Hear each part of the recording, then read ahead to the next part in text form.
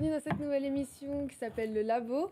Donc, on va vous proposer donc, dans cette émission de faire des présentations, soit de projets d'élèves ou bien de personnes inspirantes, soit des professeurs, ça peut être des personnes qui viennent ici et qui présentent leurs projets, même qui ne sont pas de l'école.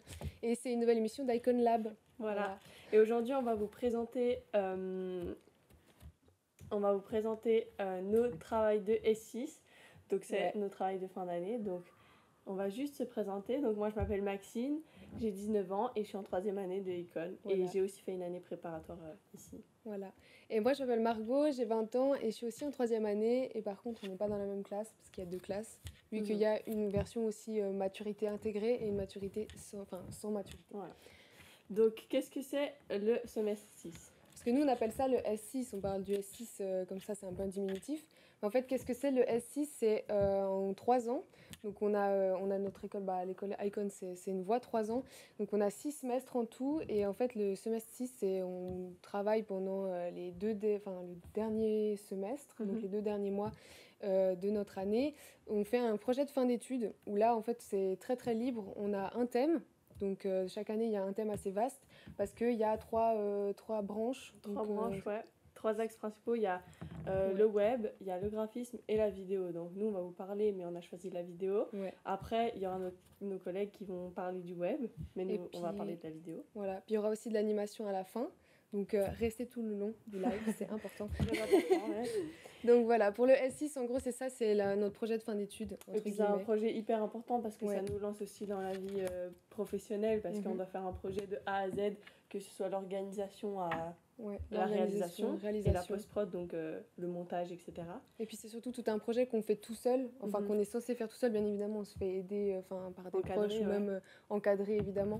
Et pendant ce projet, c'est aussi important de savoir qu'on peut apprendre. C'est pas que des choses qu'on est censé faire.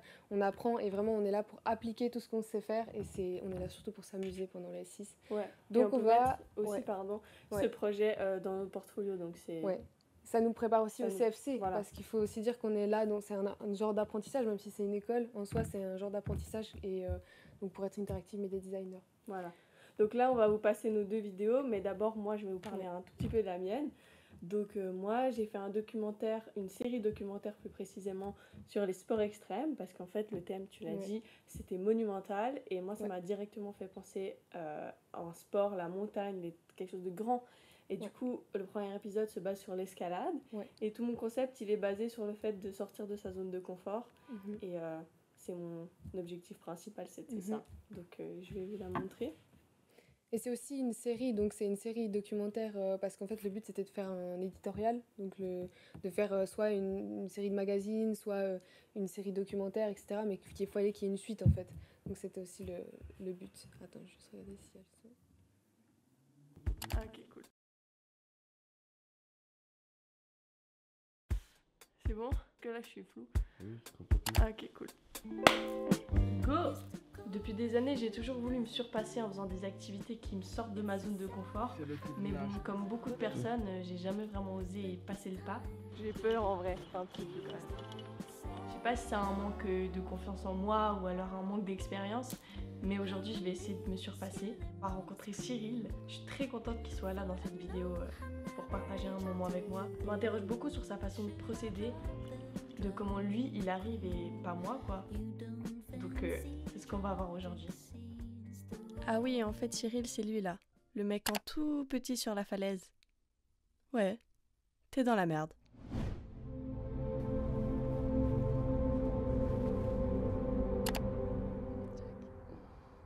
Alors je m'appelle Cyril, j'ai 22 ans et je fais de l'escalade depuis que j'ai 4-5 ans. J'ai commencé il y a vraiment longtemps avec mon papa qui était guide de montagne et qui nous a un peu initiés au sport avec aussi mes frères. Et puis ça fait plutôt 3 ou 4 ans que je m'y suis mis un peu sérieusement. J'ai commencé à grimper un peu avec des copains dehors et c'est là que j'ai commencé aussi à m'entraîner. Bon bah du coup il te faut quoi comme matériel parce que moi je sais pas du tout quoi prendre là. Pour faire de l'escalade tu as besoin du coup d'un harnais avec d'une corde et des chaussons de grimpe, quelques dégaines, un petit mousqueton et un appareil pour t'assurer. Ok, donc tout le monde peut le faire, c'est ça que tu es en train de me dire. Tout le monde peut y aller, il n'y a aucun souci, à moins d'être vraiment en chaise roulante, je pense qu'il n'y a pas de raison que tu puisses pas faire de l'escalade. Même moi ? On verra, on va y aller et ça va être bien. C'est parti! Donc on a marché, marché et encore marché. Faut déjà grimper avant de grimper. Bon, là je suis en train de me préparer et je pense que je commençais à stresser. Même, je suis sûre en fait.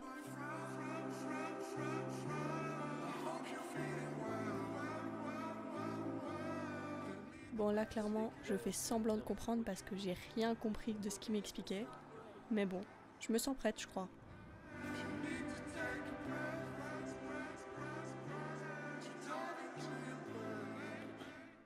Encore quelques petites préparations avant de monter. Et sans transition, on y va.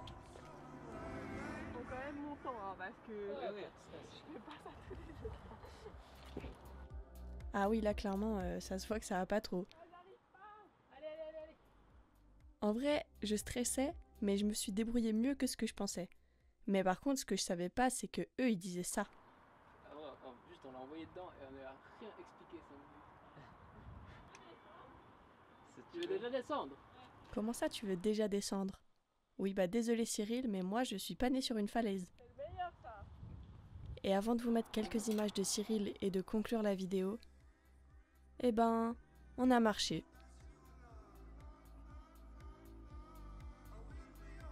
Marcher, mais ça en valait la peine pour enfin arriver à la falaise de Briggerbad.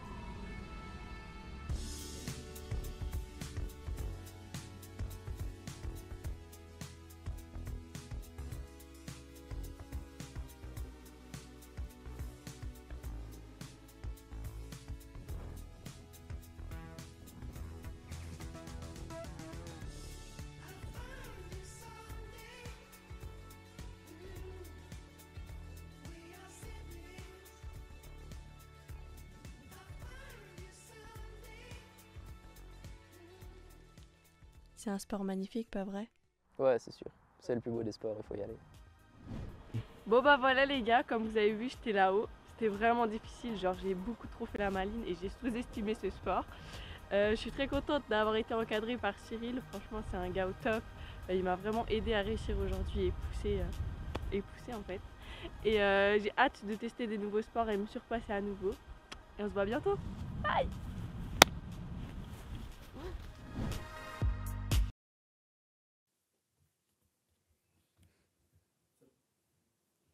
Donc voilà, ça c'était ma vidéo et Margot elle va vite fait vous expliquer la sienne en attendant. Ouais.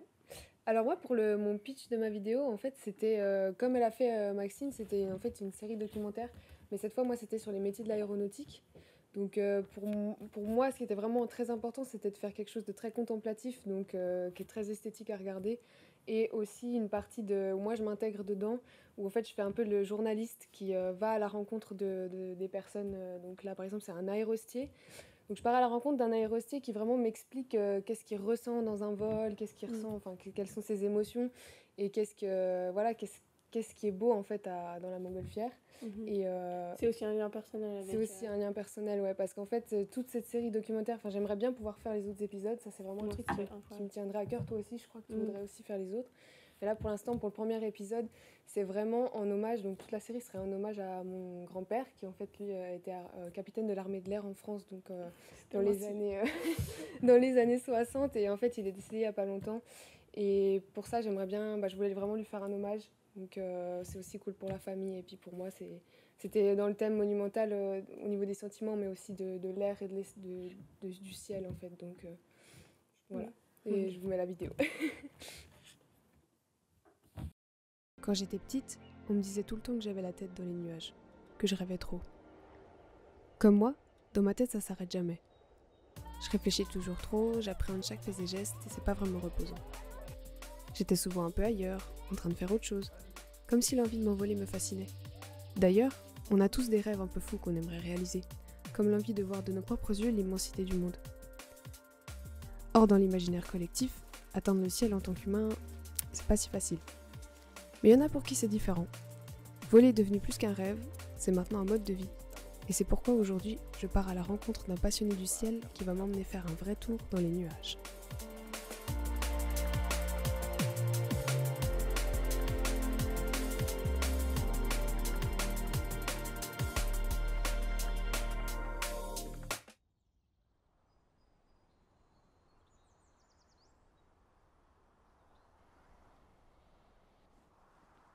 La montgolfière, c'est vraiment un espace, un moment où on prend du temps, un moment où on ne sait pas forcément où c'est qu'on va. C'est vraiment un sentiment de liberté, de voyage dans le ciel, mais un voyage où on est, je dirais, un peu invité. Pouvoir partager ça aussi avec des amis, des gens, des passagers, ben ouais, c'est quelque chose qui me plaît beaucoup. Je m'appelle Arnaud, j'ai 49 ans, en couple avec 2 garçons et je pratique la montgolfière depuis un peu plus de 30 ans. J'ai commencé, je dirais, un petit peu comme tout le monde parce que c'est un monde qui est relativement, on va dire, petit. On commence tous un petit peu, soit parce qu'on connaît quelqu'un qui est dans la montgolfière, soit en s'offrant un vol en ballon puis en disant « waouh, ça nous touche ». Le premier contact que j'ai eu, c'est avec du modélisme. En fait, c'était un copain qui avait construit sa montgolfière télécommandée. J'ai commencé, comme mon garçon aujourd'hui, à faire de la récupération. Un jour, j'ai dit, ouais, c'est chouette d'être en bas au sol, mais maintenant, ça va être à mon tour d'être dans le ciel.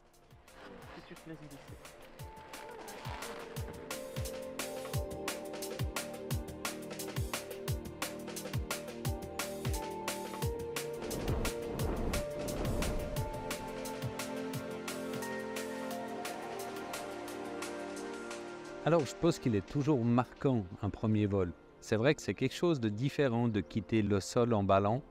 On donne un coup de brûleur, puis hop, d'un coup, on quitte la terre sans avoir de force, de mouvement. Et justement, on se laisse porter dans une bulle d'air chaud dans le ciel. Mon premier vol restera un très très bon souvenir, même presque 30 ans, quoi. Chaque fois qu'on vole dans la région, Gruyère, ça peut être le début du plateau, Fribourg, on est tout près des montagnes, donc on a cette vue sur les Préalpes, les Alpes. On voit le Mont Blanc, les aiguilles du Midi, tout ça, donc c'est vraiment un beau panorama. Je sais pas, j'ose pas bouger, je me dis, ça se trouve, ça va faire quelque chose. Quel est ton lien en fait particulier avec le ciel? Qu'est-ce qui t'attire dans cette envie d'être en fait pas sur Terre, quoi? La liberté, je crois que tu le vois aujourd'hui, hein, c'est vraiment, je dirais, un aéronef qui permet beaucoup de calme, de sérénité. On a la chance d'avoir en plus des paysages magnifiques en Suisse. Donc c'est vrai que cette liberté de ne pas savoir aussi où on a des informations par rapport au vent, mais on ne sait jamais exactement où on va aller, où on va poser. Donc c'est aussi un petit peu l'inconnu dans nos mondes où on a tout qui est vraiment bien carré, on sait qu'on va aller marcher, manger, travailler. Et puis là, on se prend un petit moment où voilà, c'est un moment de liberté. Et puis on compose avec ce qu'on nous offre. Là, t'as pas le choix d'être libre en fait, c'est ça qui te plaît. Ouais, c'est ça qui me plaît L'inconnu. pas mal. Ouais.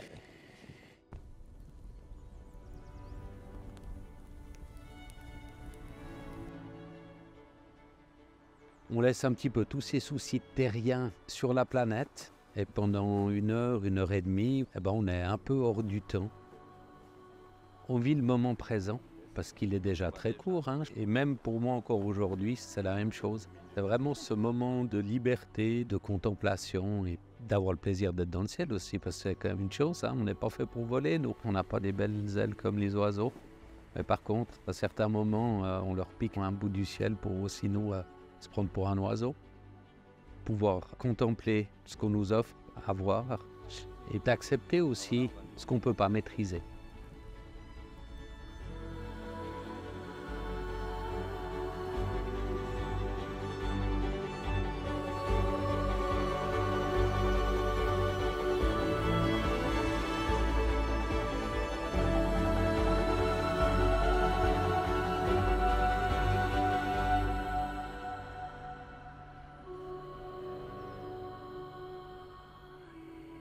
Quand on voit un jeune qui fait un beau vol et qui fait un bel atterrissage, qu'il est heureux, c'est aussi gratifiant, puis c'est chouette à partager. Et je pense que le ballon est peut-être un bon exemple où maintenant il faut quand même qu'on commence à donner pour recevoir.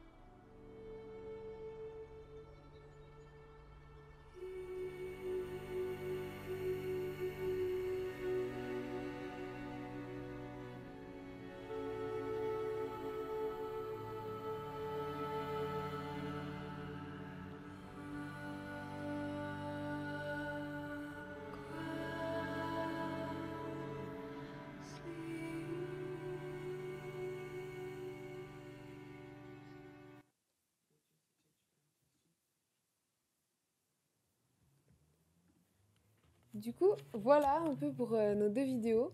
Voilà, donc aussi n'hésitez pas à poser Ouais. des questions dans le chat, comme ça on pourra y répondre. Voilà. Donc là, on va analyser un peu notre travail et comment on a procédé, aussi des anecdotes de nos... Ouais, de nos Tournage. travails, de nos tournages, puis de la journée en gros En fait non, de toute la réalisation, mais aussi de Voilà. la phase de recherche. Parce que ce qu'on n'a pas dit avant, c'est que le semestre 6, ça se passe du coup, enfin j'ai dit en 2 mois à peu près, mais il y a 3 phases qui se passent dedans.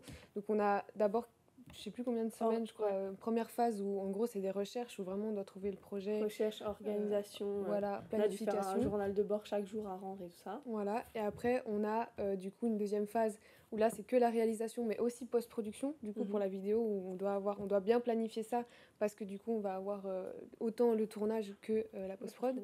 Et après il y a quelques jours qui sont consacrés au support secondaire, tout ce qui est communication pour notre projet, Voilà, donc compte donc Instagram, affiches, etc. Donc moi je reviens un peu sur ma vidéo. Donc comme vous l'avez vu, j'ai été filmer ça pas près de chez nous, j'ai été à 2 heures de route d'ici vers Brigue.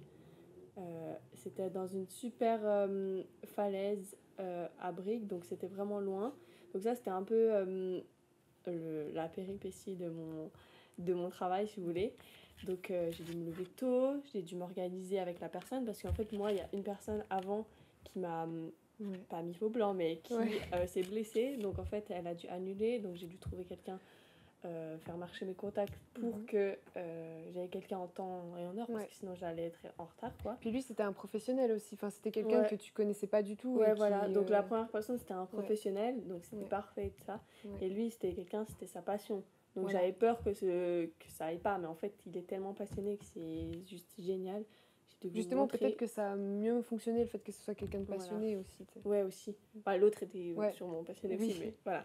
Et voilà, donc vous voyez la falaise, comme elle était droite, vraiment elle était hyper droite. Et aussi le truc que je ne savais pas, et qui avait une anecdote de tournage, c'est que pour aller les filmer là, en train de monter comme ça, là-haut, là, ils sont là, bah on a dû monter tout ça à pied. Mais à pied, on n'était pas attachés, donc j'avais des caméras sur moi, j'ai cru que j'allais mourir. Mais tout le matos finalement que tu as dû prendre sur toi. Ouais, donc ça c'était une autre partie de l'organisation. Ouais. Mais franchement, ça en valait la peine parce qu'on a des images magnifiques. Je me suis fait aider par mon frère qui a fait lui les images au drone parce que moi je ne manie pas le drone. Mais voilà, en gros c'était...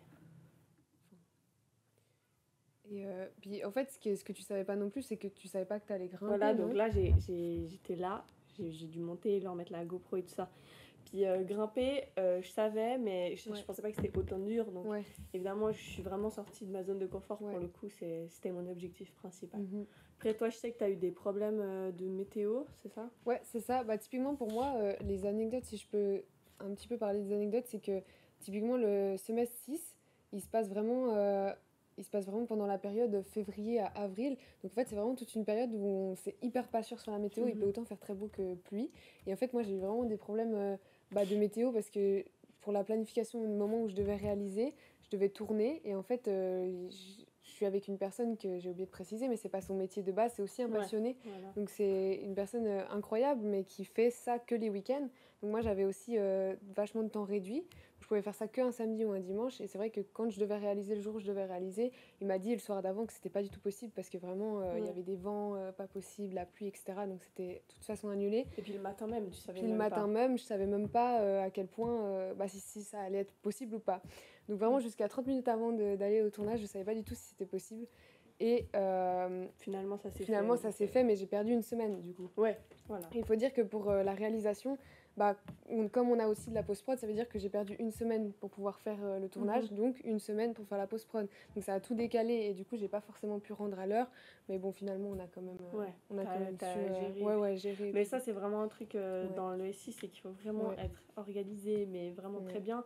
C'est comme si tu as perdu pas mal de temps sur le montage, il me semble. Ouais, parce que moi, je savais pas du tout comment monter un documentaire, en fait, parce que c'est aussi cool, le SI, ça nous permet aussi d'apprendre ces choses-là. Donc moi, c'est une chose que je savais pas du tout faire de base et que j'ai appris du coup sur le tas. Et c'est vrai que c'est pour ça que j'ai perdu du temps en post-prod, où vraiment je me suis dit, non mais là, j'ai envie d'abandonner, parce que c'était vraiment trop dur. J'avais 4 heures de rush pour 6 minutes de vidéo, donc ça c'était... Et je pense aussi que c'est un peu une différence entre nos 2 vidéos, c'est que moi j'avais un truc précis, je savais que je devais faire une interview, des vidéos de moi, parce que comme je l'ai dit avant, c'est plus format YouTube, qu'est-ce que j'ai fait. Et vu que je m'intègre dans la vidéo, toi tu t'intègres, mais c'était plus un truc abstrait pour un hommage, comme tu as dit, donc c'est là où tu as perdu du temps, je pense, vu que tu ne savais pas exactement ce que tu allais faire. Ouais, c'est ça, en fait, c'était que je partais sur 2 trucs assez différents. J'avais autant posé des questions sur vraiment savoir la vie de la personne, mais ça allait pas vraiment avec les images, parce que je voulais quelque chose quand même très contemplatif. Donc c'est vrai que là, j'avais des images qui sont voulues extrêmement jolies, enfin qui sont très esthétiques, mais ça allait pas forcément avec ce que lui racontait et les questions que j'ai posées. Donc là, c'était aussi le défi de pouvoir mettre la voix avec les images. Et ça, justement, il faut pas hésiter à demander aux profs, parce que là, ils sont encadrants et ils sont là vraiment pour nous aider, pour nous dire, bah écoutez, voilà, nous, on sait ce que vous voulez faire, on a compris, mais on est là vraiment pour vous aider et pas pour essayer de changer notre projet ou quoi. Donc le S6, c'est aussi ça, bien pour ça, parce que ça nous permet de vraiment s'amuser à fond et de faire n'importe quel travail qu'on veut avec toutes nos connaissances. On met toute notre énergie, surtout que ça va être un des projets les plus impactants finalement dans votre portfolio après. Donc je pense que ça, c'est méga important. Donc voilà, on a parlé un peu de nos difficultés, mais on a vraiment aimé globalement faire ce travail pour nous 2. C'est des projets qui se ressemblent assez beaucoup, même si on ne s'est pas du tout concerté. Pas du tout concerté, vraiment. Mais ouais, puis est-ce que tu dirais que toi, ton objectif, il a été atteint ? Alors pour parler un petit peu des objectifs, moi l'objectif c'était vraiment de faire quelque chose de très beau, de très contemplatif, donc très esthétique, un peu comme Passe-moi les jumelles, quelque chose qui pourrait passer à la télé, qui pourrait passer plusieurs épisodes en fait, où les gens viendraient s'intéresser et passer un moment relaxant en regardant. Donc pour moi ça c'était l'objectif principal, et même avec les difficultés que j'ai eues lors du tournage, avec les caméras, gérer les gens, gérer le temps aussi, ça c'est un truc qu'on parle pas. J'avais 3 personnes avec moi qui m'ont aidée, donc ça c'est aussi très important de le mentionner, c'est que quand on fait notre semestre 6, on doit s'entraider, quoi. Enfin, c'est le but de se tenir les coudes. Mais c'est vrai que je pense que l'objectif il a été atteint. Enfin moi j'ai en tout cas j'ai adoré faire. T'es fière de toi, quoi. Je suis très très fière de ce projet. Je suis fière de toi aussi. Moi aussi je suis fière de toi. Et j'ai adoré faire ce projet. C'était vraiment c'était vraiment pour moi je pense une consécration un peu. Genre surtout qu'on a fait un truc de A à Z et puis voilà. Tout seul ou entre plusieurs, mais c'est vrai qu'on met tout ce qu'on sait faire, on l'a mis dans une vidéo. Donc moi je pense que mon objectif il a été atteint. Et du coup toi aussi, vu que tu t'es dépassée. Je me suis lancé un peu le challenge de faire un truc assez différent des autres, et puis même des autres années, personne n'avait fait un truc YouTube où on parlait face cam et tout ça. Du coup c'était un peu un soit ça passe soit ça casse. J'en ai parlé évidemment aux profs et ils ont dit que c'était un parti pris, tu sais, genre soit t'aimes pas, soit t'aimes. Mais moi j'étais contente, et puis je suis assez contente comment je parle à la caméra, parce que c'est un exercice assez difficile, donc ça c'était aussi un objectif de savoir s'exprimer à l'oral, et puis surtout de pas faire un truc trop sérieux, parce que du coup comme c'est format YouTube, c'est donc, quand même il y a quand même un peu des trucs à prendre en compte, quoi. C'est sûr. Donc je sais pas si vous avez des questions dans le chat, n'hésitez pas, encore une fois. Donc aussi il faut rester jusqu'à la fin, après la pause, rester, parce qu'il y a l'équipe web qui va vous montrer leurs magnifiques travaux. Ils ont fait vraiment des trucs hyper cool aussi, donc bravo à eux. Merci de nous avoir écoutés, du coup. Et j'espère à bientôt pour des nouveaux épisodes de nos séries, quoi. Et après 2 minutes de pause, on aura l'équipe du web qui va nous parler de ça. Donc restez. Ciao. Merci.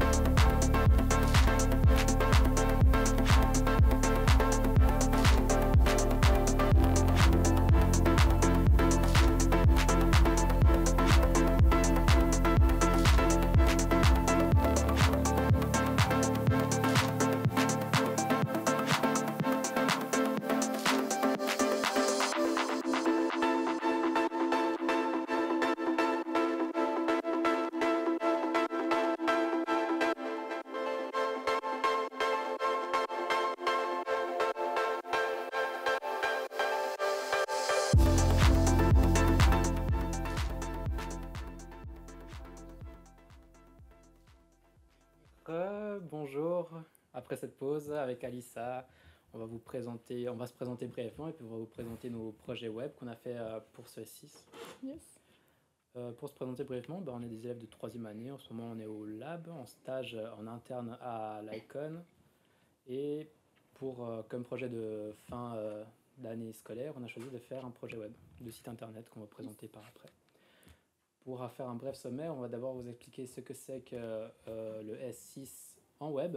On va vous présenter nos projets, puis on va aussi pas mal parler de Vue, qui était le principal défi de ces projets. Yes. Et nos projets aussi, on va les passer en revue.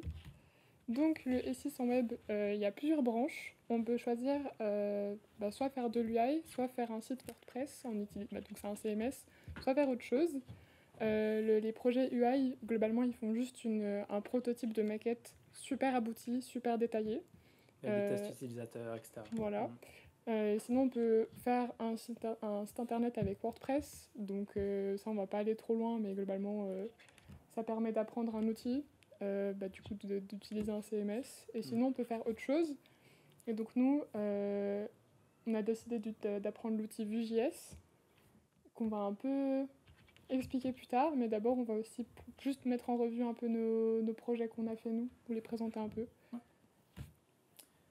Je commence par le mien, mon projet du nom de Alpine Zone. Donc, j'ai fait un site internet sur le thème alpin et la montagne, qu'on peut voir là. Mon principal défi, c'était de faire un site journalistique assez complet. J'ai mis quelques animations, mais pas tant que ça. Mais oui, le but principal, c'était vraiment de réussir à faire tous ces articles qui sont quand même assez conséquents, et de mettre à fond en fait l'utilisation de Vue que je viendrai un peu plus en détail après avec Alissa. Mais donc dans ce site, je me suis amusé à faire des barres de recherche, à faire des catégories selon les montagnes. J'ai aussi tout fait en responsive. Et oui, c'était quand même un projet pas mal conséquent, surtout dans la recherche de contenu où se renseigner sur les montagnes, on trouve les informations, mais ça prend quand même du temps. Mais c'était vraiment drôle et j'ai vraiment réussi à apprendre Vue.js, qu'on vous expliquera après. Oui, dans toute sa splendeur. Pour le projet de... Oui. Tu as aussi utilisé un peu GSAP, non? Oui, des animations avec GSAP. Assez classique, j'ai pas été trop loin.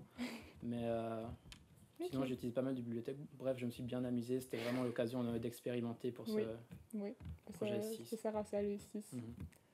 Et du coup, mon projet, il est un peu différent. J'ai fait un site one page et en gros, j'ai créé un jeu vidéo fictif et j'ai fait toutes les illustrations qui sont à l'intérieur.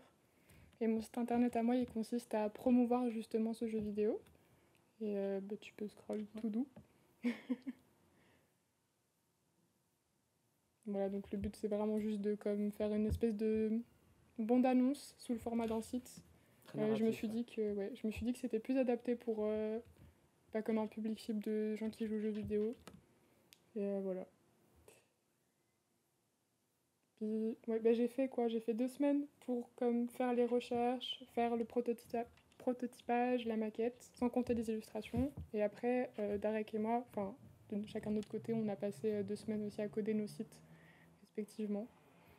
Oui, concernant l'organisation, on a à peu près pris 2 semaines de design pour designer les sites, rechercher les contenus, environ presque 1 semaine de tests sur Vue.js.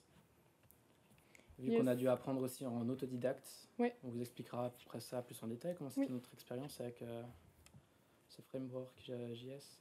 Et voilà. Donc, on va un peu repasser ce que c'est Vue. On va d'abord expliquer pourquoi on a utilisé Vue, à quoi ça sert Vue et quelles sont les fonctionnalités que cet outil nous offre. Qui a demandé plus d'efforts. Quelle était la partie qui a demandé le plus d'efforts dans le projet? Apprendre Vue. J'aurais dit les bugs. Ah ouais? Ouais, non, les bugs, c'était une folie. Franchement, quand t'as des bugs, t'as pour la première fois et que tu sais pas comment les résoudre et tu sais pas forcément d'où ça vient, ça prend énormément de temps. C'est vrai. Oui, c'est... Ouais. Et surtout quand t'apprends une nouvelle technologie, les bugs sont là, quoi. Oui, c'est assez compliqué. Mais on va un peu reprendre en revue après, on va expliquer. Mais d'abord, juste expliquer pourquoi on a choisi Vue, pourquoi on n'a pas choisi de faire un CMS, pourquoi on n'a pas voulu faire de l'UI. On a choisi ça, franchement, pour les recherches de stage, principalement. C'est de plus en plus utilisé, et souvent, quand on postule pour une boîte, ils utilisent Vue, et c'est quand même un sacré plus d'avoir mis un pied là-dedans et d'avoir des connaissances déjà en vue. Aussi, ça a plein de fonctionnalités, ça permet de coder plus ou moins rapidement. Moi, j'ai pas mal utilisé ça justement pour mon site, vu que j'ai beaucoup de contenu qui revient, qui se répète. Ça permet de bien pouvoir trier les informations, d'avoir une bonne hiérarchisation. Ça aussi permet de vachement comme diminuer les lignes de code qu'il y a dans notre site final et ouais, enfin globalement ça optimise notre code en général. Et c'est pour ça qu'on a voulu choisir ça. Et voilà, on s'est dit que ce sera juste utile et que de toute façon cet outil on allait l'apprendre plus tard, donc autant en profiter parce que lui aussi il sert à ça. Ouais, pour les stages aussi. Donc ouais. Donc le but, c'est à peu près ça. Le but du projet, qu'est-ce que c'était ? C'était globalement d'apprendre un nouvel outil. Ouais. Mais à quoi ça sert, vu on a aussi expliqué, il y a des... Ah, si on avait une alternative au cas où ça fonctionnait pas. Non. Non, justement, au début on a fait une grande phase, une semaine de proof of concept. Ouais, on a test. Vraiment tout testé, ce qu'on allait implémenter dans le site. Et si on voyait vraiment que ça ne fonctionnait pas, qu'on n'arrivait vraiment pas à se lancer là-dedans, on avait le temps de changer et de modifier notre manière de coder. Oui, on aurait par exemple les deux pu adapter notre projet pour faire un CMS, parce que là typiquement les encadrants, ils auraient pu nous aider, parce que vu globalement ils nous ont dit allez là-dedans, mais vous allez apprendre tout seul et c'est votre responsabilité. Alors qu'un CMS, on aurait pu avoir peut-être l'aide d'un encadrant. Mais pour le but. Le but c'était vraiment d'apprendre Vue en autodidacte. Oui, d'avoir un outil super utile. Après aussi on a choisi Vue et pas React qui est un équivalent. C'est un peu plus accessible Vue. Ouais. Il y a un peu... Oui, c'est beaucoup plus accessible c'est en fait. Plus moderne avec nos bases aussi. qu'on a. Oui. Et puis, puis on a aussi oublié de préciser, mais genre Vue globalement c'est comme une fonctionnalité, enfin c'est comme un JavaScript revisité. Enfin en tout cas personnellement depuis que j'utilise Vue, c'est beaucoup plus intuitif d'utiliser JavaScript, beaucoup plus intuitif de créer des codes, des sites internet. Et maintenant globalement je ferais pas sans. Ouais, il y a beaucoup de choses qui seraient beaucoup plus dures à faire et beaucoup plus longues à faire sans Vue, notamment JavaScript, parce qu'il y a pas mal, Vue c'est assez énorme, il y a pas mal de fonctionnalités. On peut très bien rester dans les bases et uniquement utiliser pour... faire des props. Ouais, faire des props, coder moins, plus compacter le contenu, que faire beaucoup d'animation et de réactivité en fait. C'est ça vraiment que ça cherche, la réactivité entre les éléments du site. Mais c'est ça qui est vraiment super intéressant avec ça. Yes. Concernant la fonctionnalité. Donc globalement on a dit. Ouais. Est-ce qu'on montre un peu de code pour... Oui, vas-y. Là, c'est juste pour un peu mettre de contexte, je suis en train de coder un site pour le lab, et donc on fait ça en Vue. Et donc, peut-être que tu peux montrer, il y a... Est-ce que tu n'aurais pas un petit bouton tout simple Ouais, il y a header over underline. Ici. Okay. Voilà. Du coup, là, c'est... Globalement, j'ai défini la taille d'un bouton, et ce bouton, on peut changer le texte qu'il y a à l'intérieur, on peut mettre un lien à chaque fois différent, et puis juste à utiliser comme cette petite boîte, ce petit composant, dans toutes les pages que je veux, où je veux, comment je veux, et je peux le personnaliser. Et grâce à Vue, j'ai pu choisir qu'est-ce que je pouvais personnaliser. Si typiquement, j'avais envie que ce bouton, il ait un fond rouge sur telle page et un fond vert sur telle page, et Vue, ça me permettrait de le faire en seulement une ligne de code. Et, je montre un peu sur mon site. Moi, si tu veux, si t'as... Pour faire assez simple, par exemple, là, chaque boîte va être un composant dans lequel je vais lui dire ok, cette boîte contient une image et contient un texte. Puis au lieu de à chaque fois refaire tout le code en mettant les divs, etc., refaire toute la boîte, je vais juste lui reprendre, je vais dire ok, la boîte, tu mets cette image, ce texte, et en 3 lignes, c'est fait. Et c'est beaucoup plus rapide du coup pour reprendre des éléments, notamment dans mes sites. Par exemple, si je prends ma page Everest, j'ai à chaque fois une introduction, une image avec le texte à gauche, j'ai beaucoup de composants qui reviennent justement. J'en ai fait pas mal. Et donc ça va beaucoup plus vite. Si je compare avec une autre page, j'ai à peu près la même structure et ça revient beaucoup plus vite pour faire le texte. Un peu comme les fonctions JS.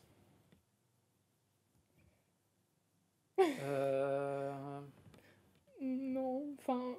Je dirais que ça ressemble plus à un truc qui s'appelle... C'est un peu différent, par exemple, justement. Là, ça ressemble plus à Extend. Je sais pas si ça va parler aux gens, mais...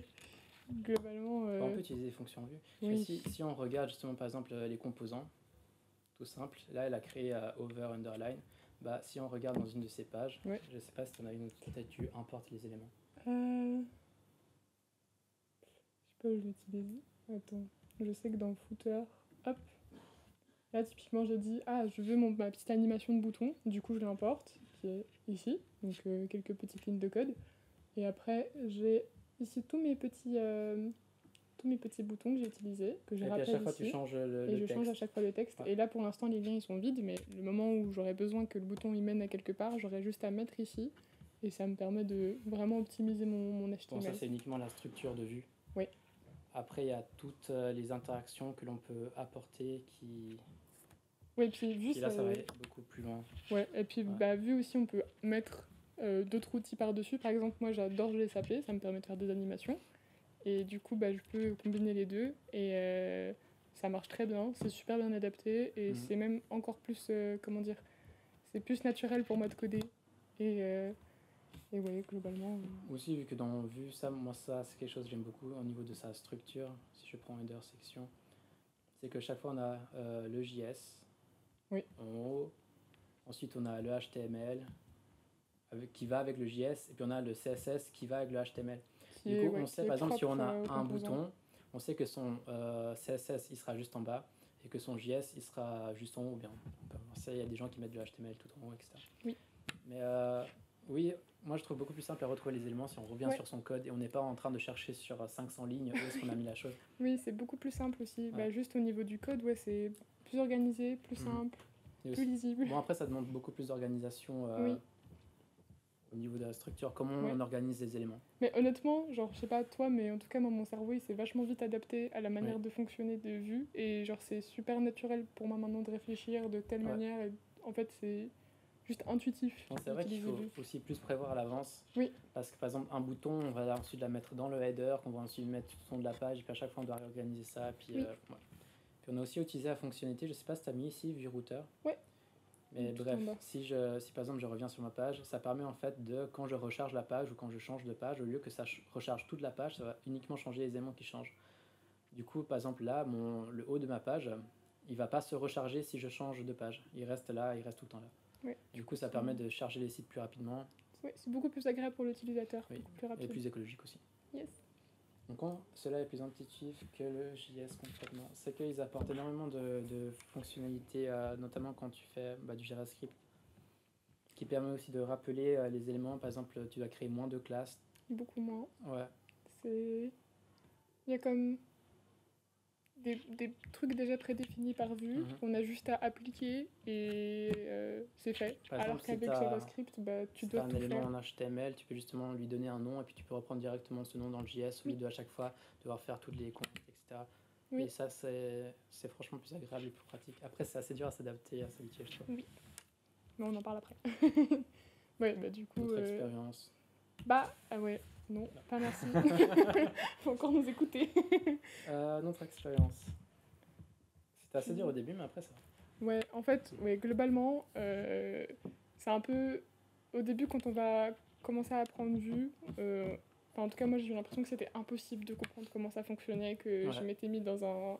La doc, elle est très compliquée. Elle est compliquée, c'est vraiment un bon gros bout d'apprentissage. Mais en fait, c'est genre une semaine où on galère, on se dit « Ah, c'est trop compliqué, je vais jamais le faire. » Mais une fois qu'on a compris, et je vous jure, vous allez le comprendre, c'est bon en fait. Juste, c'est super simple et c'est super intuitif. C'est juste comme, au début, c'est assez décourageant parce qu'au début, on a vraiment l'impression que c'est irréalisable d'apprendre ça.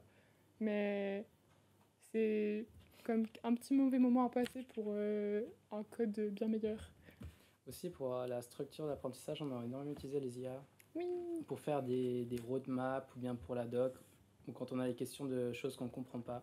Par exemple, l'arborescence des fichiers qui est pas mal différente, c'est que moi j'ai trouvé assez dur à comprendre comme ça juste en lisant la doc. Oui. Puis là, c'est là que ça aide pas mal l'IA, juste pour la documentation et expliquer les choses un peu plus simples, pas à pas. Puis clarifier aussi, genre souvent moi j'allais juste, je copiais le tuto, j'allais sur ChatGPT, je faisais tu peux m'expliquer ça vraiment dans les détails, et comme ça me permettait de comprendre pourquoi ça fait ça.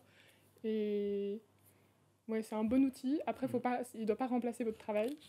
Ouais, c'est clair que si code à ta place, après tu comprends plus rien, quoi. Tu comprends plus rien, c'est ça. Mais vu qu'on a appris sans prof, ça remplaçait un peu le prof pour les questions et tout. Du coup, ça, à ce niveau-là, c'était assez sympa. Oui. Qu'est-ce qu'on changerait? Bah, en fait, les changes, j'avais déjà changé dans mon projet. Il y a pas mal de choses que j'avais fait fausses et que je me suis rendu compte au moment du build que ça fonctionnait pas du tout. Ah oui. Que toutes mes images ne chargeaient pas, etc. Oui. Et pour le coup, bah, ça, j'ai pu corriger. Et sinon, moi, ça va, en fait. Je me suis encore bien sorti sur mon site. Ouais, bah, globalement, le seul truc, c'est que j'aurais bien voulu me dire que « Ah, t'inquiète, Alicia, tu vas réussir. T'inquiète, dans une semaine, ça va aller. Abandonne pas. » Mais à part ça, c'est bon. Enfin, genre... C'est comme on disait avant, l'arborescence et comment coder avec Vue, c'est intuitif et ça vient. Plus on code, plus c'est naturel. Et du coup, bah, globalement, moi, je changerais rien. Juste, j'apprendrais plus. Ouais, avec le temps, et surtout c'est tellement vaste, il faut vraiment aller pas à pas. Faut pas chercher à tout implémenter du premier coup, non, on s'en sort pas. Puis il faut être patient aussi, il faut se dire que une grande majorité du temps, bah, je pense 90% du temps, ça ressemble à rien le code, et c'est seulement dans les 10 derniers pourcents qu'il y a tout qui se concrétise, tout qui devient joli, tout qui fonctionne, et c'est normal. Et puis, bah, à l'heure d'aujourd'hui, moi je suis super contente d'avoir appris Vue, et je suis super contente d'avoir profité du S6 pour faire ça, parce que bah, j'avais un temps qui m'était accordé, et je pense que ça m'a permis de vraiment avoir un bon apprentissage de Vue et de cet outil. Ouais, si vous avez envie de tester les trucs pendant les 6, franchement, tester Vue, c'est franchement un plus pour les apprentissages, etc. Ouais. Les boîtes, elles recherchent pas mal ça maintenant. Oui. Et ça m'a énormément appris aussi dans JavaScript, où j'ai vraiment fait un vrai saut en avant JavaScript. Oui. Ça, c'est vraiment cool. Moi aussi, oui. Est-ce qu'on pense avoir atteint nos objectifs? Franchement, oui. Moi, mon but, c'était de créer un site complet de A à Z, un peu avec des articles. Et puis ça, j'ai vraiment réussi grâce à lui, sinon j'aurais jamais eu le temps. Bah, moi, oui. Après, moi, mon défi principal, c'était plutôt j'avais comme 2 défis dans mon I6. J'avais le défi de réussir à coder et d'apprendre Vue, mais aussi de faire dans les temps toutes les illustrations pour le site internet et de créer un jeu vidéo fictif. Et du coup, j'ai eu comme deux travaux en parallèle. Et bah, je crois que je me suis plutôt pas mal débrouillée, donc oui, je dirais que j'ai quand même atteint mes objectifs, je suis plutôt contente, et je pense que tous les deux, on est contents de pouvoir mettre ça dans nos portfolios, et de se vendre en fait grâce à ce projet, quoi. Est-ce qu'on a des conseils? Bah, faut faire pas à pas, vraiment. Oui, soyez patient, c'est normal de ne pas réussir au début. Et pour le 6, oui, il faut vraiment beaucoup d'organisation. Il Ouais, faut vraiment préparer le temps parce que, notamment quand tu fais en code, il y a beaucoup de bugs et d'inattendus. Oui. Et si on prend du retard, c'est chaud, c'est un vrai stress. Puis, puis notre quotidien de travail pendant le 6, bah, globalement, je sais pas comment. Qu'est-ce que tu veux dire? Quotidien de travail Bah, moi, j'avais un Notion tout le long et j'avais comme un tableau de bord, je crois que c'est comme ça, de choses à faire par jour. Et puis, bah, je cochais à chaque fois pour voir où j'en étais. Moi, j'ai bossé avec un Kanban. Oui. Moi, pas, mais... Et j'avais prévu du temps à la fin, une semaine en plus à la fin, au cas où pour l'amélioration, au cas où il y avait des choses à corriger, etc. Ouais, c'est super important, il faut prévoir des marges dans le 6, comme ça. Parce que quand tu fais des sites, etc., bah, tu as toujours un peu tendance à oublier un truc, genre un bouton qui fonctionne pas, un truc comme ça. Du coup, il faut tout contrôler et ça prend du temps. Oui, et puis toujours aussi demander l'avis de vos coéquipiers, parce que... Ouais, il faut travailler en groupe, quoi. Ouais, toujours demander l'avis des autres, parce que bah, typiquement, nous, on n'était pas dans l'UI, mais genre, étant donné qu'on a quand même codé majoritairement, on a quand même fait une maquette. Et par exemple, Darek qui m'a aidé pour me dire « Ah, ça, c'est pas intuitif, cette partie de ton site, elle fonctionne pas. Je ferais plutôt comme ça. » Et du coup, bah, c'est super utile de demander des conseils aux autres. Et notamment en code, etc., de s'entraider. Oui. Des fois, on n'a pas la même vision des choses que les autres, ou bien on ne fait pas attention aux mêmes détails, et ça peut aider. Mais voilà, conseil principal, apprenez un nouvel outil et prenez le 6 comme une occasion et comme un temps offert pour vraiment s'améliorer dans le domaine qu'on veut. On a le temps pour prendre des risques, quoi. Oui. Ça, c'est cool. Donc, merci. Merci.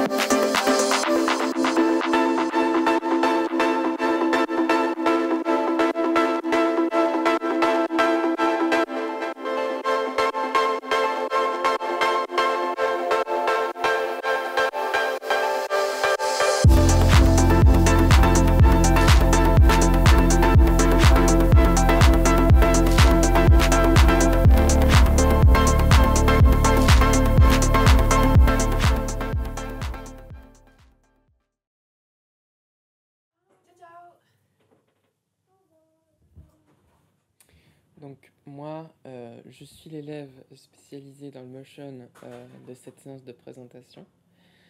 Euh, Moi, j'ai choisi le motion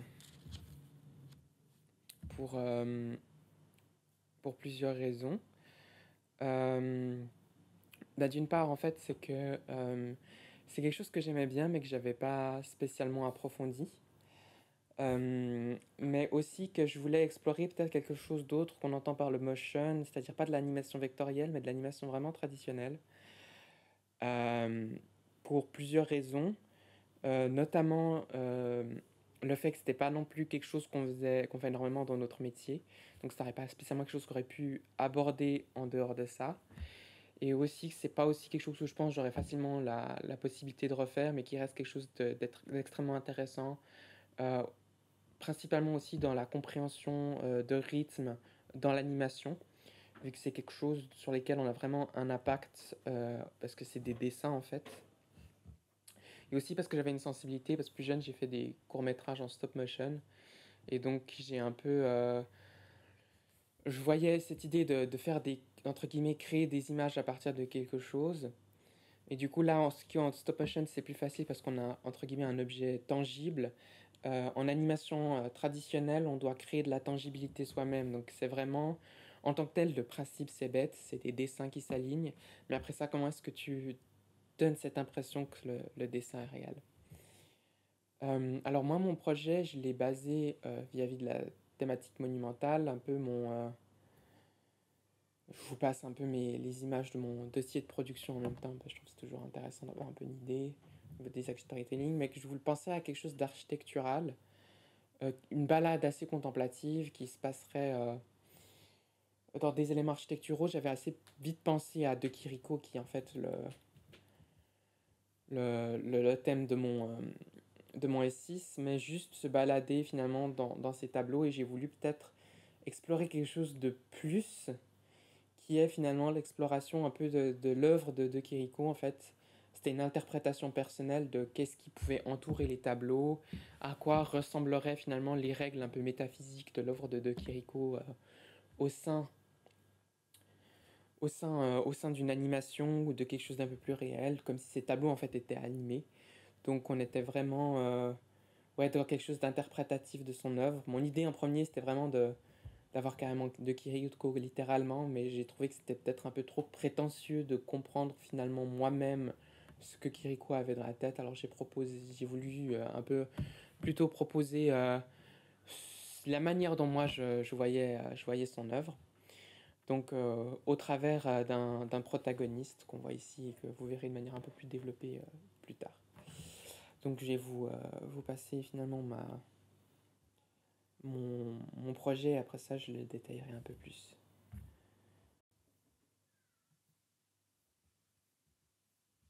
Yes.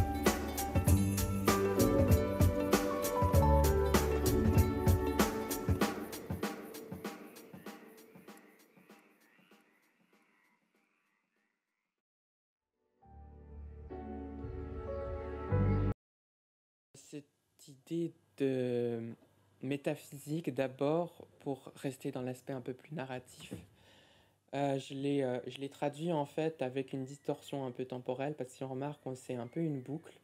Il part d'un endroit en fait spécifique, et en fait il arrive dans sa toile, et hop, dans sa toile qu'il va ensuite ramasser, Et en fait, ça nous reconduit au début de la séquence. Donc vraiment, l'idée, c'était que ça pouvait se passer en boucle.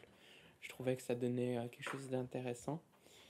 On a aussi le fait, par exemple, quand voilà, il descend les escaliers, séquence bien galère d'ailleurs, je reviendrai. C'est que la métaphysique, c'est que là, par exemple, on le voit qui sort, et en fait, tout d'un coup, il réapparaît dans ce tableau-là, donc ça fait un espèce d'embriquement. L'idée, c'était un peu... alors, je sais pas, l'idée, en gros, c'était un peu de vraiment d'interroger ce qu'est la temporalité, ce qu'est la physique, et surtout de m'amuser avec plus que la questionner. Et ouais, alors donc ça c'était vraiment l'idée, donc là je pense que je suis assez content. Après ça, c'est une animation qui est assez courte, elle dure 1 minute. C'est assez court parce que l'animation manuelle, c'est vraiment quelque chose de chronophage, vraiment. C'est pour ça, par exemple, je sors un peu, je digresse un peu, mais que la minute d'animation est si chère, en fait, c'est parce que ça prend un temps énorme. Et ça, je m'en suis bien rendu compte parce que pendant le S6, c'est effectivement 3 mois, mais vous amputez la phase de développement. Moi, c'est vrai que j'ai pas mal travaillé hors du temps de cours. C'est vrai que j'ai consacré quasiment toutes mes vacances à ça. Et c'était pas une contrainte parce que j'ai vraiment eu énormément de plaisir à travailler là-dessus. L'animation, c'est quelque chose d'assez... Ça relaxe en fait parce que c'est vraiment vous dessinez et c'est juste ça, c'est vraiment super chouette si du coup vous aimez dessiner.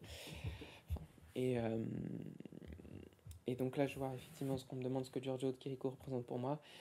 Moi, ce que j'aime en fait chez Giorgio Chirico, c'est que c'est des tableaux qui posent vraiment une atmosphère. Je vais voir si du coup je peux donner un peu des aperçus. Ces atmosphères, en fait, c'est que c'est des paysages inventés, mais qui se basent sur finalement un peu son vécu dans sa vie. Aussi ce qu'il a visité, par exemple, effectivement. Là, ça fait des références aux arcades qu'on trouve facilement dans les villes du nord d'Italie. Et donc, qui en fait l'ont pas mal marqué et qu'on retrouve facilement dans ces tableaux. Aussi, pas mal ces places, ça a été inspiré par la place qui est assez grande, c'est à Florence, enfin, c'est la place où on voit la Santa Croce, qui est vraiment une place gigantesque et on a vraiment un énorme dégagé. Et on a aussi toutes ces couleurs assez toscanes qu'on peut observer, donc vraiment très terreuses, naturelles, que moi j'aime beaucoup parce que c'est vraiment une région d'Italie que j'adore et que j'aime aussi beaucoup, on peut passer des années à la visiter tellement c'est riche. Donc, de ce qu'on peut voir, effectivement, c'est que c'est pas uniquement de l'animation traditionnelle. Plusieurs raisons à ça, en fait, c'est que les décors, je les ai passés dans des scènes dans une, en fait, un champ de profondeur. Si je reviens sur After Effects, qu'on peut voir ici. J'ai essayé de vous la mettre, voilà. En fait, ça permet de donner une profondeur et avec le mouvement de caméra, en fait, ça donne un mouvement. Et je trouvais intéressant de fait de faire ça parce que comme on est quand même sur un jeu de perspective, bah, ça permettait de donner du relief à l'image, puis pas seulement d'être dans l'imitation pure et dure de Chirico, mais aussi enfin, d'ajouter mon savoir-faire à moi et mon interprétation. Parce qu'il y a effectivement ces dimensions d'imiter de Chirico avec un traitement de toile, bien que bien évidemment je ne suis pas de Chirico. Et du coup il y avait plus cette approche d'imitation, mais aussi du coup d'ajouter mon savoir-faire en fait dû à ma formation des logiciels pour donner ma patte un peu à 21e siècle si je puis me permettre. Et donc ça, c'était pour ce que je savais faire. Effectivement, pour revenir à l'animation, c'est quelque chose que je n'avais jamais fait en fait. Et du coup, c'est un projet où c'était vraiment mon défi. Donc ça m'a demandé vraiment une organisation assez draconienne, on va dire. Je me suis vraiment calculé du temps, mais avec des marges monstrueuses pour être sûr que je réussissais. Donc là, on va mettre peut-être le calendrier juste. Voilà. Donc vraiment, ça se présente un peu comme ça. Donc tous les jours, je me présente un peu une liste de tâches et j'essayais de la remplir. Alors je me mettais une liste de tâches qui était vraiment assez importante parce que j'étais un peu dans l'optique du trop que du pas assez. Euh, mais ce qui a fait que j'ai pu avoir en fait une marge à la fin pour vraiment peaufiner les détails, même si j'aurais voulu peaufiner plus au final. Mais ce qui fait que j'ai dû poser des priorités, comme par exemple le personnage, j'ai un style de dessin qui est quand même beaucoup plus détaillé. Là, j'ai dû vraiment aller à l'essentiel parce que tous les détails que vous avez, c'est tous les détails que vous avez animés. Je donne un exemple, si Limpra, j'avais commencé à dessiner une musculature, etc., bah, j'aurais dû dessiner chaque image, la musculature, et envisager finalement son déplacement dans l'espace. Donc j'ai préféré un peu des formes un peu plus simples.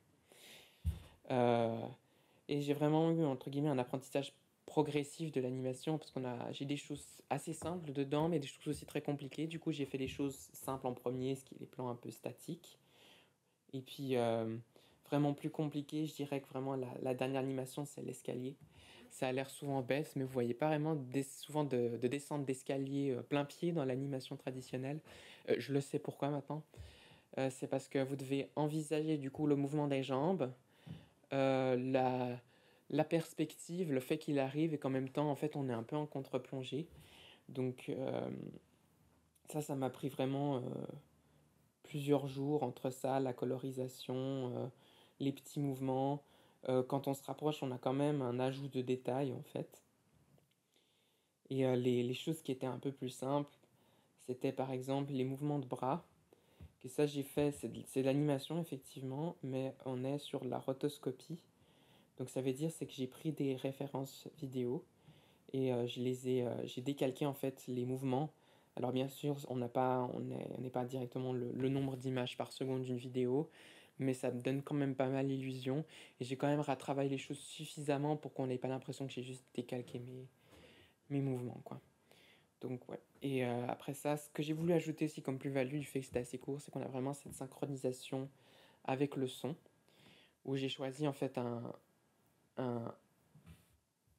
une bande son classique de l'époque, qui sont les gymnopédies d'Eric Satie. Et en fait, j'ai choisi du coup ils sont à peu près contemporains quand même, lui et de Keiko et Satie. Et ensuite, comme j'étais dans une optique de réinterprétation moderne, et ben, je suis allé voir finalement une réinterprétation que franchement je trouve vraiment extrêmement chouette et qui permet de dynamiser la séquence. Alors ce que j'ai commencé en fait, c'est vraiment dans l'animation, il faut vraiment pas perdre de temps. Donc vous faites vraiment le storyboard, c'est vraiment super important. Donc si je monte dans mon document de production, voilà. Là, je vais vous montrer, ça c'est mon storyboard. Hop. C'est vraiment découper tout ce que vous voulez. Donc en gros, moi ce que j'ai fait, c'est j'ai découpé par scène. Et un peu indiqué les mouvements avec des flèches rouges, etc.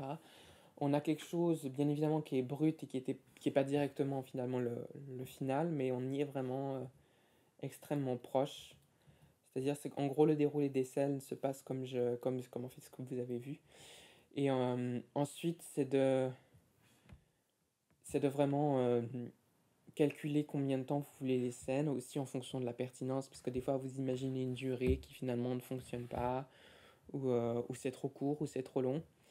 Et c'est important d'avoir vraiment ça en tête, parce que soit c'est des choses que vous ferez en trop dans l'animation et du coup vous bouffez votre temps, soit c'est des choses que vous devrez rajouter par la suite et du coup faut vraiment avoir un timing précis en tête, je dirais même plus que quand vous faites de la vidéo, parce que en fait, c'est plus facile de refaire une séquence vidéo. Je minimise pas le travail des gens qui font la vidéo que finalement de devoir refaire une séquence d'animation. C'est vraiment un peu, c'est ça passe ou ça casse, quoi. Donc, il faut vraiment avoir bien visualiser ce que vous voulez et ensuite le reproduire. C'est pour ça aussi que je peux aussi conseiller de ce que j'ai fait aussi par moment, d'allier, de filmer avant ce que vous allez dessiner, parce que vous avez plus facilement cette notion du timing et vous pouvez beaucoup plus facilement la retranscrire en fait dans votre réalisation finale. Donc ça, c'est quelque chose, effectivement, un conseil qui me vient en tête, mais qui est vraiment intéressant. Et aussi, effectivement, avoir votre concept bien arrêté, comme je reviens à ma présentation. Parce qu'effectivement, quand vous vous présentez, effectivement, vraiment que votre concept soit le plus possible abouti. C'est vrai que tout d'un coup, et comme dit précédemment, on travaille avec nos encadrants et ils nous donnent des pistes de suggestions.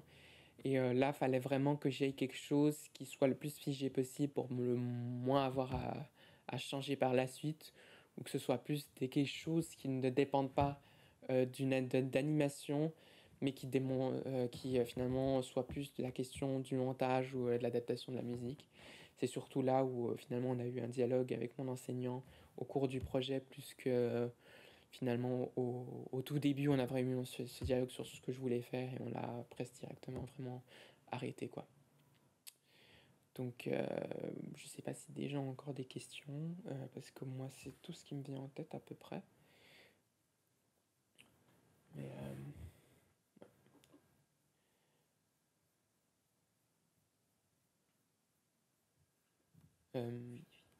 ouais, après ça, du coup, si je pouvais rajouter quelque chose à la fin.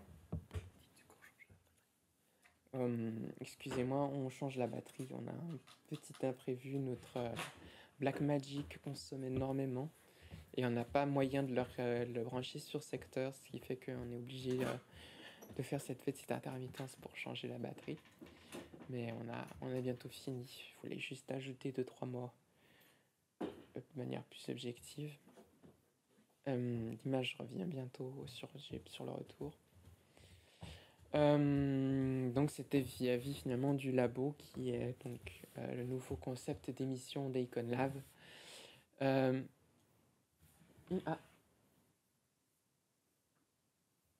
Alors en quoi est-ce que ça... effectivement, c'est en termes de méthodologie, je dirais c'est que ça me permet vraiment... Là, j'ai dû vraiment avoir une organisation extrêmement ciselée, du fait que, comme j'ai dit précédemment, l'animation est quelque chose de très chronophage. Du coup, c'est vrai que là, j'ai vraiment dû identifier, faire vraiment une liste de tout ce que j'avais à faire. Donc, j'ai vraiment dû me projeter, vraiment faire un rétro-planning, en fait. Vraiment dû me projeter toutes les étapes que j'avais à faire et ensuite essayer déjà d'imaginer le temps que ça me prendrait vu que j'avais pas fait d'animation. Donc déjà essayer d'imaginer et puis ensuite devoir les placer dans un calendrier avec une deadline. Donc je dirais que vraiment ce que ça m'a apporté, c'est vraiment se projeter dans le temps. Ouais. Se projeter dans le temps et imaginer le plus possible les imprévus et les étapes.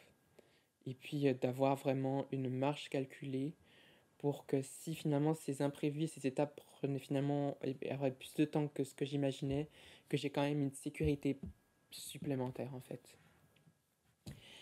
Ce qui me fait du coup penser à ce que je ferais différemment, ce que j'ajouterais et ce que j'ai aimé. Ce que j'ai aimé, c'est que je suis quand même fier du résultat parce que pour quelque chose que j'ai jamais fait, c'est vraiment quelque chose que rétrospectivement, quand je reviens dessus, je me dis que pour un premier jet, c'est pas mal. Ce que je ferais différemment, c'est peut-être... là, peut-être c'est parce que c'est moi qui me suis bridée en fait en me disant que ça me prendrait vraiment énormément de temps. C'est que peut-être si j'avais le temps, j'aurais imaginé des situations plus supplémentaires que j'aurais pu intégrer parce que c'est vraiment C'est un projet qui finalement, la balade, j'aurais pu la pousser plus loin en fait. Euh, J'aurais pu ajouter d'autres scènes parce que vraiment le surréalisme et le métaphysique, c'est vraiment un domaine assez infini à explorer. Du coup, j'aurais volontiers ajouté des choses supplémentaires parce que j'aurais eu un peu de temps encore pour le faire, bien que je l'ai quand même décidé de le consacrer à du fine-tuning, donc vraiment améliorer les animations, les détails, le rythme, la musique, le mixage. Mais du coup, ce qui m'amène à ce que je ferai ensuite avec ce projet, c'est que je pense que j'aurai plaisir à revenir dessus et finalement à l'étayer. Donc c'est peut-être quelque chose que je ferai prochainement. Ou bien dû au concept qui est finalement l'exploration des grands esprits artistiques, pourquoi pas explorer d'autres personnes qui ont un potentiel en fait de réinterprétation.